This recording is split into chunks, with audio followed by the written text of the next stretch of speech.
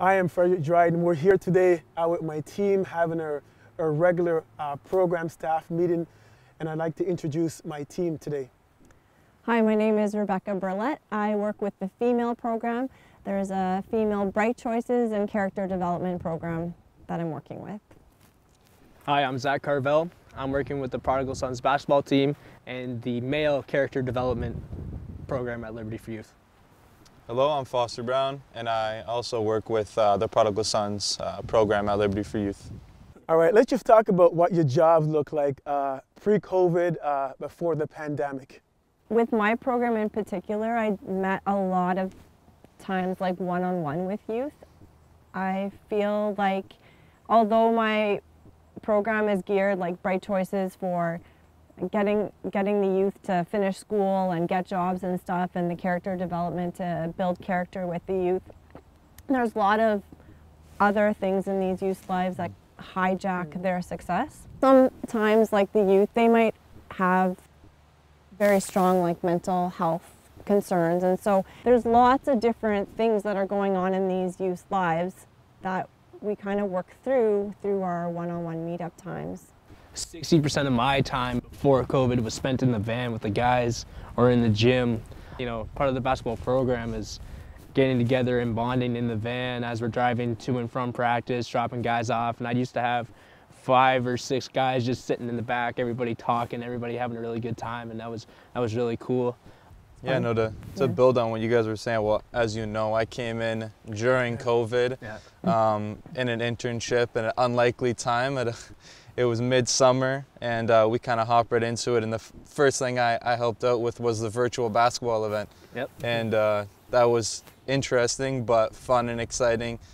So again, at the beginning of the pandemic, you know, as a team, we knew that we wanted to not respond to the pandemic in crisis, but we wanted to respond to the pandemic by being creative, because we know that if we're creative, we'll create opportunity for youth. From a leadership point of view, we had to quickly look at our budget, and we were facing a 31% potential loss of revenue. And how we were going to do this, so we quickly realized that you know, we had to review our budget, we had to cut costs. One of the key things we did was that we looked at insurance that we didn't need, and we looked at debit credit machines that we weren't going to use because of no events. We had to bring those back. Phone lines, we had to cut off phone lines, cut off services, whatever we weren't using. And one of the key things we did was that all the staff were working from home in April, so we renovated or administrated part of the building, which was the second floor. We renovated that and converted it into apartments so we can create some revenue to deal with the 31% revenue that we're going to lose. From a leadership point of view, those are some of the things we had to do. From staff point of view, so just share some of the ways that you were creative with your programming. Yeah, for sure.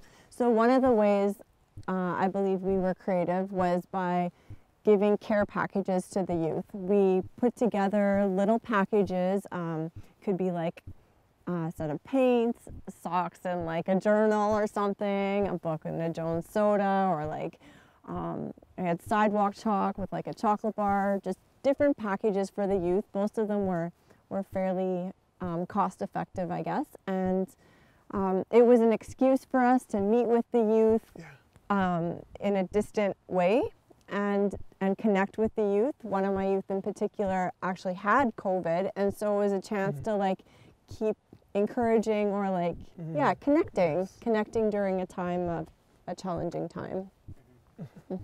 I think one of the things that I was really struggling with was getting the guys on their phone to really communicate with them. A lot of guys weren't on their phones, they were on their gaming devices, right? And whether it be the Xbox or the PS4, they were on that for 4, 5, 6, 8, 12 hours a day. Yeah. And they would not pick up their phone while they were in a game, so it was really hard for me to get in touch with them. So I sat there and I went, I know what these guys are doing because I'm in touch with their parents, and their parents are telling me, oh, he's playing the video games from this part of the day to this part of the day. And I think that one of the main things that really got me through that was being able to get that Xbox. I was able to meet with the youth over Xbox or PSN, and we would play for an hour, and I would get to hear about their day, I'd get to hear about their week, whatever problems they had going on in their lives, and then I'd have to make up some excuse, be like, oh, I need to run and do my chores, I need to go and do the dishes, I need to go and walk my dog, I need to do this. And through that, I was trying to build responsibility and just, a mindset of, I'm only gonna play this for an hour, and then I gotta go do my own stuff. So the creative way the Prodigal Sons reacted to to COVID was entirely making our programming mobile, and that was with the Retro Fit Advance, being able to drive to meet youth right at their house, right at their basketball net. And I think that was really important because we were able to also bring other equipment like skipping ropes, weights, and basketballs for those guys that don't have a basketball. And then also we had the sanitary products to clean them for the next guy that didn't have the resource. And that kind of goes back to being efficient with our resources as well. Like how can we make sure they're getting in their workouts, getting in their one-on-one time effectively, and yeah, being able to make the program completely mobile. It worked for us and it also worked for them. I think it was a mutual benefit. So I just want to ask, do you guys have any stories that have really stuck with you from working with the youth? Just something really special over the summer? I think for me, one of the more special encounters was when I dropped off a care package for one of the youth that was very depressed, I guess, at the time. And I dropped off a painting set for her, and I know that she really likes painting and likes doing that kind of thing, but she was at a point where she didn't really get out of bed. She didn't want me to see her face, to see her at all, just because of the severity of the depression. And so I just left it on her doorstep, texted her that I was there, and then about 10 minutes later I got this text of just this bubbling of energy of gratefulness and thankfulness of that gift. She was so appreciative. And then a couple hours later, I received a picture of her painting that she had painted, and I was blown away. It was just like, wow, like, just for someone's spirits to have been lifted like that it impacted me too. I'm excited to continue doing the one-on-one meetups with the youth, and like doing those meetups and carrying them forward in the goals and directions that they desire for their own lives, and how we can just like partner with them in those. Yeah. I think I'm really excited as well for the one-on-one aspect, but I think I'm really excited for the gymnasium, get back inside, because as everybody knows, it's about to get cold again.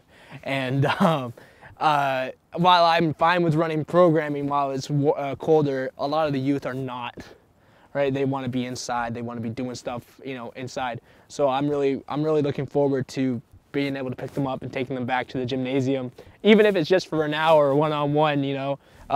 We have the space, we're able to use it. I'm just really looking forward to being back in there and doing that. Yeah. No, to build on that, I'm excited for the flexibility. We have the structure to have sufficient one-on-one training, and when the possibility arises again of us being able as a team to get back in the gymnasium, we have that as well. But now we also have a schedule where we can offer one-on-one training throughout the week on the off days where we're not in the gymnasium. Like, it's kind of, sky's the limit right now with how much time we can put into training the youth and how they respond to it.